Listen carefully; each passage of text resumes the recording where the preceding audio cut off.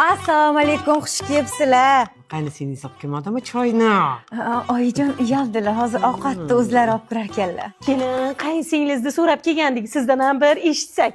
Voy, men gapiradigan bo'lsam, jannatim qaynsinglim haqida unaqangi qaynsingil olamda yo'q, bitta yagona. Voy, shunaqangi shirin so'z qaynsinglim bor, asal so'z chak tamadi tillaridan. Voy, uni qo'yavering, men tikib bergan kimlarini qarang siz.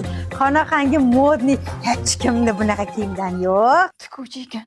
Voy, qaysi bir xislatlarini eti endi qo'li gul pazanda ovqatlarni shunaqa shirin qiladilar. Voy, bitta yesanglar bormi? Davom etingchi. Odob so'zi mana shu qaynsinglimdan olingan. Voy, shunday xonalariga kirsangiz. Voy, ertalab 5 da turadilar. Voy, men kelinmi, ular kelinmi deb o'ylab qolaman.